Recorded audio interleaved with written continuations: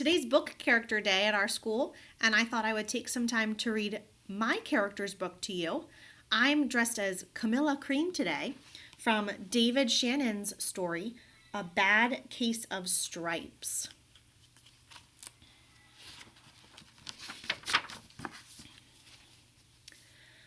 Camilla Cream loved lima beans, but she never ate them. All of her friends hated lima beans, and she wanted to fit in. Camilla was always worried about what other people thought of her. Today, she was fretting even more than usual. It was the first day of school, and she couldn't decide what to wear. There were so many people to impress. She tried on 42 outfits, but none seemed quite right. She put on a pretty red dress and looked in the mirror. Then she screamed. Her mother ran into the room, and she screamed too. "Oh, my heavens!" she cried. "You're completely covered with stripes." This was certainly true. Camilla was striped from head to toe. She looked just like a rainbow. Mrs. Cream felt Camilla's forehead. "Do you feel all right?" she asked. "I feel fine," Camilla answered. "But just look at me." "You get back in bed this instant," her mother ordered. "You are not going to school today." Camilla was relieved. She didn't want to miss the first day of school, but she was afraid of what the other kids would say, and she had no idea what to wear with those crazy stripes. That afternoon, Dr. Bumble came to examine Camilla. "Most extraordinary," he exclaimed. "I've never seen anything like it. Are you having any coughing, sneezing, runny nose, aches, pains, chills, hot flashes, dizziness, drowsiness, shortness of breath, or uncontrollable twitching?" "No," Camilla told him. "I feel fine." "Well then," Dr. Bumble said, turning to Mrs. Cream, "I don't see any reason why she shouldn't go to school tomorrow. Here's some ointment that should help clear up those stripes in a few days. If it doesn't, you know where to reach me." And off he went. The next day was a disaster. Everyone at school laughed at Camilla. They called her Camilla Crayon and Night of the Living Lollipop. She tried her best to act if everything were normal, but when the class said the Pledge of Allegiance, her stripes turned red, white, and blue, and she broke out in stars. The other kids thought this was great. One kid yelled out, "Let's see some purple polka dots." Sure enough, Camilla turned all purple polka dotty. Someone else shouted, "Checkerboard!" and a pattern of squares covered her skin. Soon everyone was calling out different shapes and colors, and poor Camilla was changing faster than you can change channels on a TV. That night, Mr. Harms, the school principal, called. "I'm sorry, Mrs. Cream," he said. "I'm going to have to ask you to keep Camilla home from school. She's just too much of a distraction, and I've been getting calls from the other parents. They're afraid those stripes may be contagious." Camilla was so embarrassed. She couldn't believe that 2 days ago everyone liked her. Now, nobody wanted to be in the same room with her. Her father tried to make her feel better. "Is there anything I can get you, sweetheart?" he asked. "No, thank you," Camilla sighed. What she really wanted was a nice plate of lima beans, but she had been laughed at enough for one day.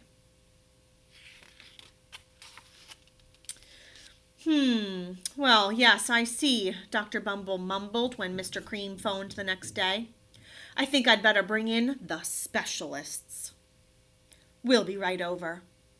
About an hour later, Dr. Bumble arrived with 4 people in long white coats. He introduced them to the Creams. "This is Dr. Grop, Dr. Sponge, Dr. Cricket, and Dr. Young." Then the specialists went to work on Camilla. They squeezed and jabbed, tapped and tested. It was very uncomfortable. Well, it's not the mumps, concluded Dr. Grupp. Or the measles, said Dr. Sponge. Definitely not chickenpox, put in Dr. Cricket. Or sunburn, said Dr. Young. Try these, said the specialists. They each handed her a bottle filled with different colored pills. Take one of each before bed, said Dr. Grupp. Then they filed out the front door, followed by Dr. Bumble. That night, Camilla took her medicine. It was awful. When she woke up the next morning, she did feel different, but when she got dressed, her clothes didn't fit right. She looked in the mirror, and there, staring back at her, was a giant, multicolored pill with her face on it. Dr. Bumble rushed over as soon as Mrs. Cream called, but this time, instead of the specialists, he brought the experts. Dr. Gourd and Mr. Mellon were the finest scientific minds in the land. Once again, Camilla was poked and prodded, looked at and listened to. The experts wrote down lots of numbers. Then they huddled together and whispered. Dr. Gourd finally spoke. It might be a virus, he announced with authority. Suddenly, fuzzy little virus balls appeared all over Camilla. Or possibly some form of bacteria, said Mr. Mellon. Out popped squiggly little bacteria tails. Or it could be a fungus, added Dr. Gourd. Instantly, Camilla was covered with different colored fungus blotches. The experts looked at Camilla, then at each other. We need to go over these numbers again back at the lab, Dr. Gourd explained. We'll call you when we know something. But the experts didn't have a clue, much less a cure. By now, the TV news had found out about Camilla. Reporters from every channel were outside her house, telling the story of the bizarre case of the incredible changing kid. Soon, a huge crowd was camped out on the front lawn. The Creams were swamped with all kinds of remedies from psychologists, allergists, herbalists, nutritionists, psychics, an old medicine man, a guru, and even a veterinarian. Each so-called cure only added to poor Camilla's strange appearance, until it was hard to even recognize her. She sprouted roots and berries and crystals and feathers and a long furry tail, but nothing worked. One day, a woman who called herself an environmental therapist claimed she could cure Camilla. Close your eyes, she said. Breathe deeply and become one with your room. Wish you hadn't said that, Camilla groaned. Slowly, she started to melt into the walls of her room. Her bed became her mouth, her nose was a dresser, and 2 paintings were her eyes. The therapist screamed and ran from the house. What are we going to do? Cried Mrs. Cream. It just keeps getting worse and worse. She began to sob. At that moment, Mr. Cream heard a quiet little knock at the front door.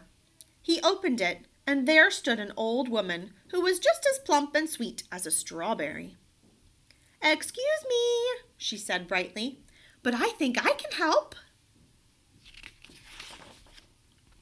She went into Camilla's room and looked around. My goodness, she said with a shake of her head. What we have here is a bad case of stripes. One of the worst I've ever seen. She pulled a container of small green beans from her bag. Here, she said, these might do the trick. Are those magic beans? Asked Mrs. Cream.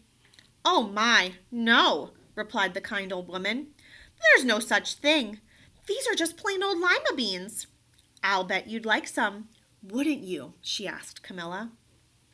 Camilla wanted a big, heaping plateful of lima beans more than just about anything, but she was still afraid to admit it.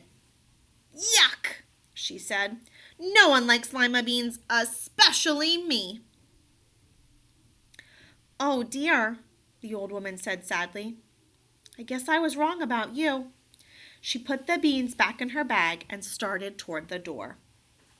Camilla watched the old woman walk away. Those beans would taste so good. And being laughed at for eating them was nothing compared to what she'd been going through. She finally couldn't stand it. "Wait!" she cried. "The truth is, I really love lima beans." "I thought so," the old woman said with a smile. She took a handful of beans and popped them into Camilla's mouth. "Mmm," Camilla said. Suddenly, the branches, feathers, and squiggly tails began to disappear. Then the whole room swirled around. When it stopped, there stood Camilla. "I'm cured!" she shouted. "Yes," said the old woman. "I knew the real you was in there somewhere." She patted Camilla on the head. Then she went outside and vanished into the crowd. Afterward, Camilla wasn't quite the same. Some of the kids at school said she was weird, but she didn't care a bit. She ate all the lima beans she wanted, and she never had even a touch of stripes again. I hope that you liked this book, A Bad Case of Stripes by David Shannon, and I hope that you always remember to be true to yourself and the things that you like and enjoy. Have a good night.